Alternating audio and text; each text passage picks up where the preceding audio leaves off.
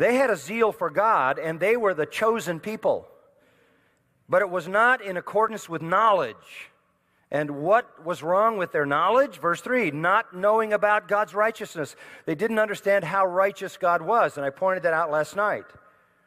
And so they went to seek their own righteousness. In other words, they thought God was less righteous than He was, and therefore they were able to be righteous enough to please God. So they didn't understand the full essence of the righteousness of God. They didn't understand their own sin and inability. They didn't therefore subject themselves to the righteousness of God. They didn't really come under the threat of divine righteousness in a beatitude attitude. The attitude of the publican, Luke 18, pounding his breast in horror over his own wretchedness and saying, God, be merciful to me, a sinner. They thought they were good. They thought they were so good that God was low enough to accept that goodness.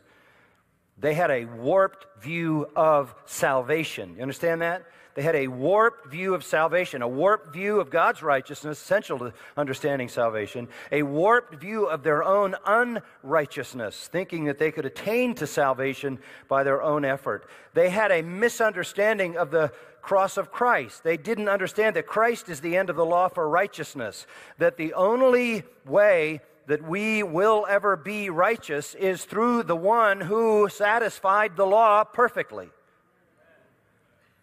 So they got their theology wrong, they got their hamartiology wrong, and they got their Christology wrong, and their soteriology wrong. And they also didn't understand that this righteousness is available, according to verse 4, to everyone who, what? Believes. That it's not by works, it's by faith.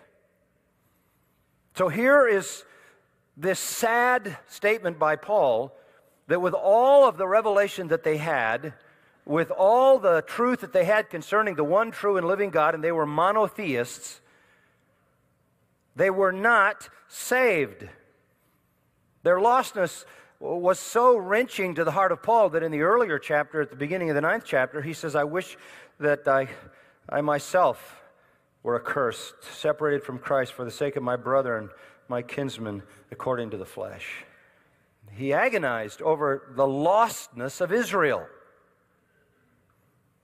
Now, if you follow the flow here, we learn a little later in the 10th chapter, verse 13, that whoever will call on the name of the Lord will be saved.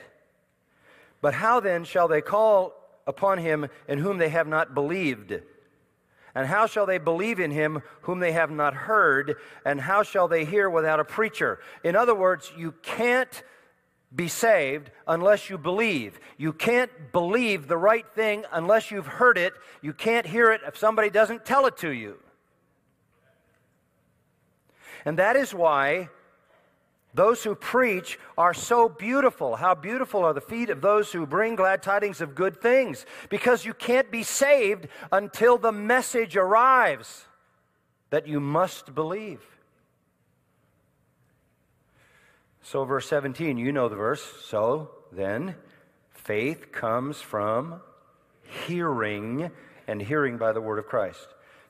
And Chris, you said that this morning. The gospel is outside of us. It is not intuitive to us.